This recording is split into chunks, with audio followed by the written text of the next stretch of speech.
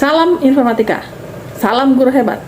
Perkenalkan, saya adalah Nelly. Saya adalah salah satu peserta pada bimbingan peningkatan kompetensi guru informatika SMA dan SMK fase E angkatan 2 tahun 2024 ini.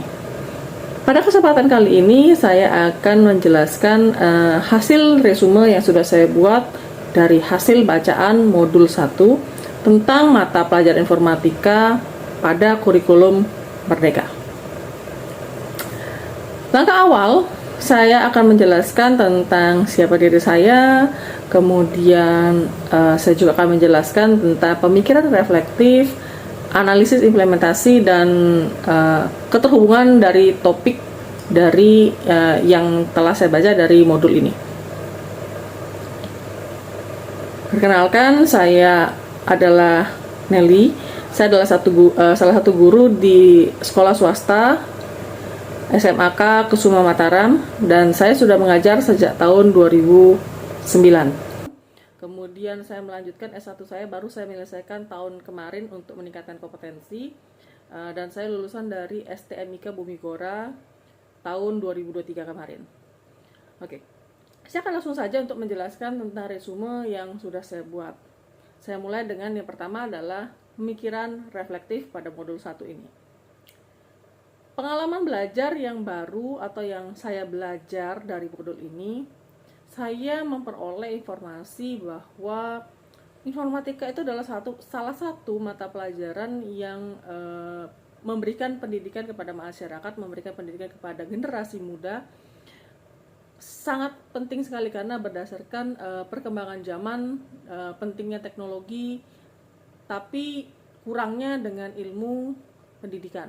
Nah, di sini di modul ini yang saya baca, pendidikan informatika itu sangat penting untuk generasi sekarang agar dapat menggunakan teknologi secara baik dan bijak.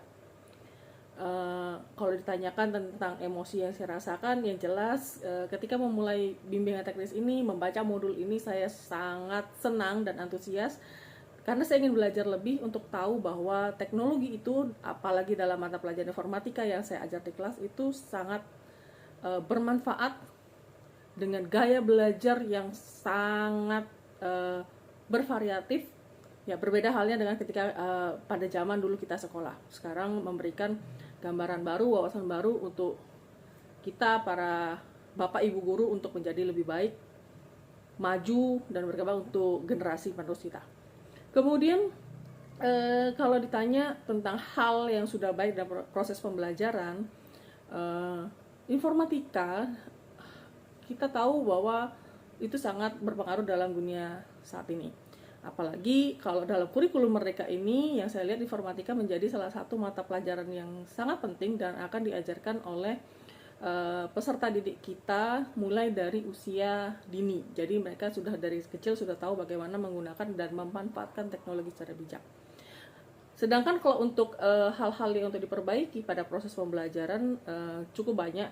Kita perlu yang namanya memberikan atau membuka wawasan dalam dunia pendidikan bahwa informatika tidak hanya mengajarkan tentang perangkat teknologi saja, tapi kita juga mengajarkan bagaimana untuk menggunakan teknologi secara bijak. Informatika itu juga lebih dari sekedar tahu perangkat saja, tapi memanfaatkannya, kemudian menerapkannya dan mengembangkannya untuk masa depan, karena membuka dunia karir untuk anak-anak itu juga cukup banyak. Di sini juga kita juga masih perlu banyak memperbaiki bagaimana metode atau pembelajaran Bapak Ibu guru secara berdiferensiasi melihat perbedaan, melihat kemampuan, bakat, minat dan setiap siswa kita. Di sisi lain, kalau kita melihat atau kita menganalisis dari implementasi yang sudah ada, banyak sekali Bapak Ibu guru yang kalau kita lihat belum atau masih kurang menguasai teknologi tersendiri. Sedangkan dari bimbingan teknis ini saya merasa bahwa kita Bapak Ibu guru didukung, diberikan support untuk menguasai, memberikan pengetahuan lebih tentang konten informatika itu sendiri. Sedangkan tidak semua Bapak Ibu guru itu tahu tentang konten-konten yang diajarkan atau terdapat pada kurikulum Merdeka ini. Yang kedua, tentang analisis implementasi modul 1 ini akan muncul beberapa pertanyaan sebenarnya untuk membuat kita menjadi ingin tahu lebih dari penerapan informatika pada kurikulum Merdeka ini. Pertanyaan kritis yang saya ajukan atau yang saya buat itu adalah yang pertama, sebenarnya saya cukup banyak ya, tapi kesempatan ini saya memberikan satu pertanyaan saja, yaitu pertanyaannya adalah apakah pendekatan yang digunakan dalam mengajarkan informatika yang saat ini kita pakai itu sudah cukup interaktif kepada anak-anak, bahkan praktis, bisa memotivasi anak-anak kita untuk belajar lebih tentang informatika. Terkadang mereka tidak melihat manfaat atau dampak yang baik dari mempelajari informatika itu sendiri. Sejauh mana kurikulum ini mempersiapkan para siswa kita menghadapi tantangan dan peluang di dunia kerja nantinya, apalagi yang tingkat SMA mereka sudah mempersiapkan diri untuk dunia yang dunia kerja nantinya, pendidikan lebih tinggi untuk universitas. Apalagi yang pada saat ini dunia saat ini sudah masuk ke dalam dunia digital.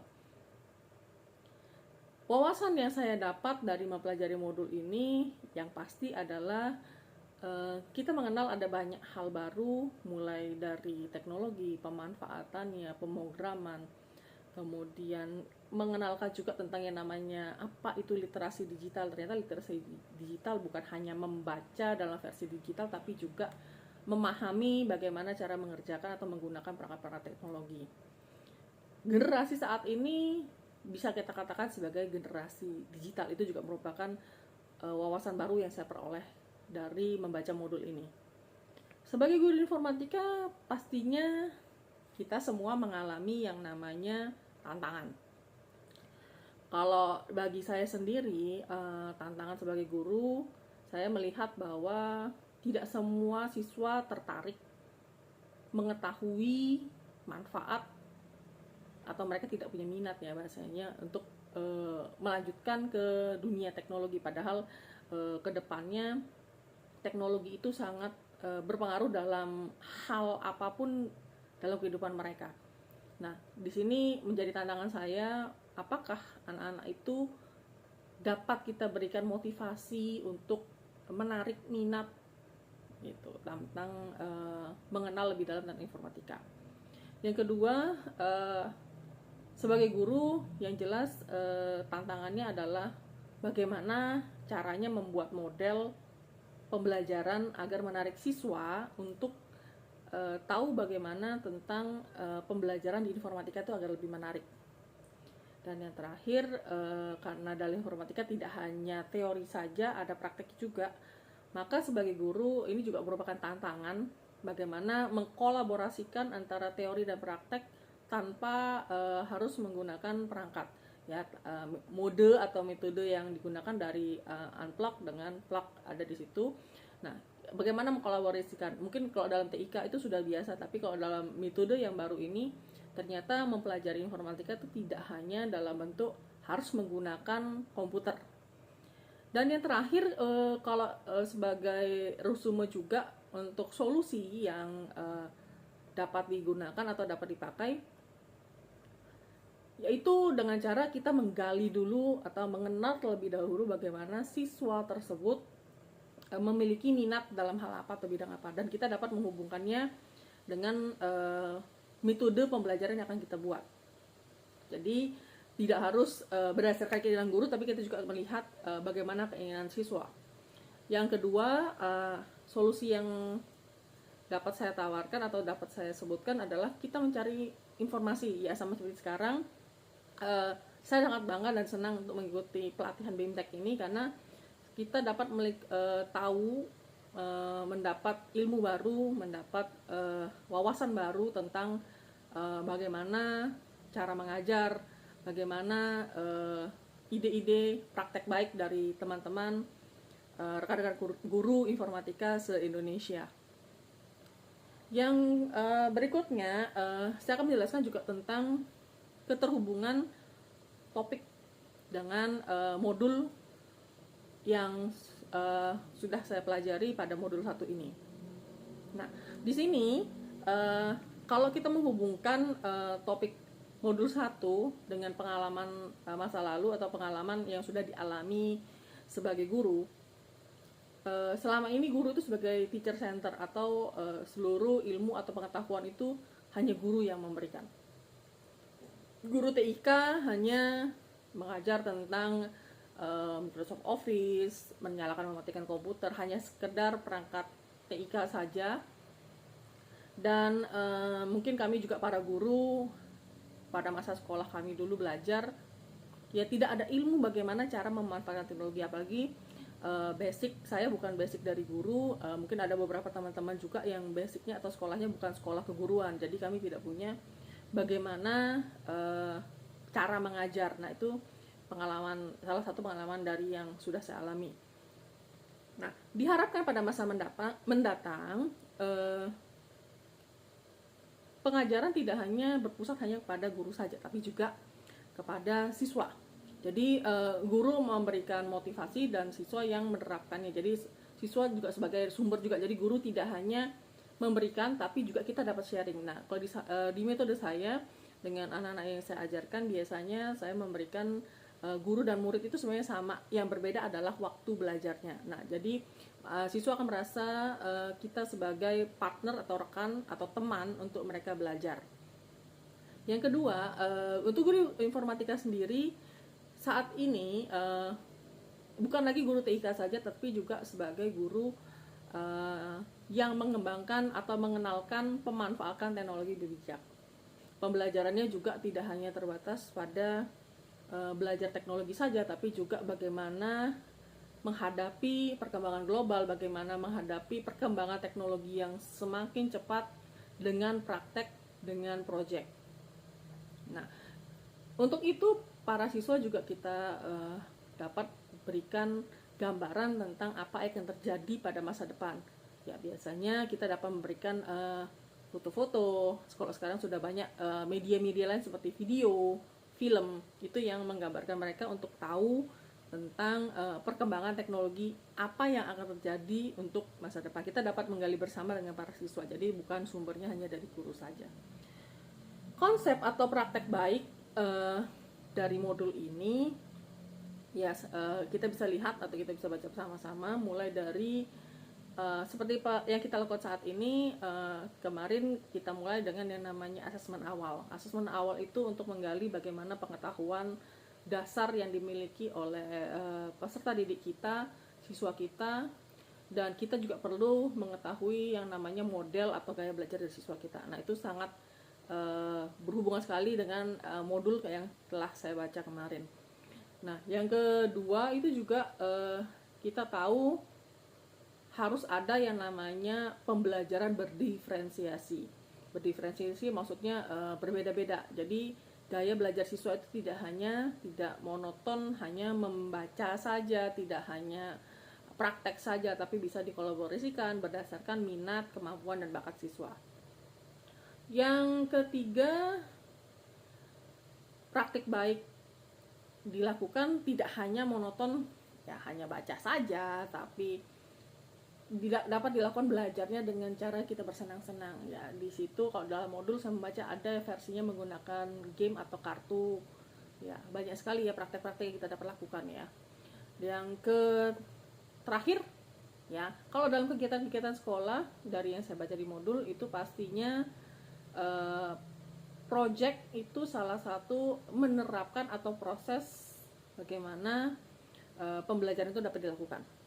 Project membuat karya nyata yang berhubungan dengan kehidupan nyata yang mereka butuhkan, seperti untuk mengcounting, untuk menghitung jumlah suara pada pemilihan OSIS, kemudian membuat desain spanduk untuk di kelas. Nah, itu anak-anak menerapkan teknologi secara bijak dengan baik. Nah, itu dapat diterapkan. Lomba-lomba juga anak-anak dapat mempelajarinya. Mungkin suatu saat kita juga dapat bekerja sama dalam study tour. Jadi anak-anak dapat melihat bagaimana perkembangan IT yang ada di lingkungan di sekitar mereka. Bukan di lingkungan, mungkin di beberapa tempat yang memiliki teknologi yang lebih maju. Oke, saya lanjutkan untuk yang kesimpulan secara keseluruhan bahwa guru informatika, kita sebagai guru informatika, kita diberikan amanat untuk membekali para peserta didik kita agar dapat memecahkan masalah-masalah. Otomatis mereka harus dapat berpikir kritis, logis, sistematis. Ya, bukan hanya itu saja ya, kita sebagai guru juga harus membekali diri kita untuk hal itu juga ya, sama dengan kita harus membekali anak-anak kita kemampuan-kemampuan dari pemrograman. Jadi gurunya harus menguasai dulu baru bisa mengajarkan ke siswanya ya, kan tidak mungkin siswanya diajarkan tapi gurunya sendiri tidak paham ya. Kemudian kecakapan dalam penggunaan digital juga cukup sangat penting dalam kehidupan sehari-hari, utama bukan hanya untuk sekolah saja. Jadi penerapan digital itu, apalagi anak-anak sekarang sudah banyak yang menggunakan perangkat teknologi. Jadi mungkin itu saja untuk pemaparan resume saya. Semoga segala yang saya sampaikan pada kesempatan kali ini bermanfaat dan memperoleh sedikit gambaran tentang isi dari modul 1 tentang mata pelajaran informatika pada kurikulum mereka. Terima kasih, sampai jumpa pada video berikutnya.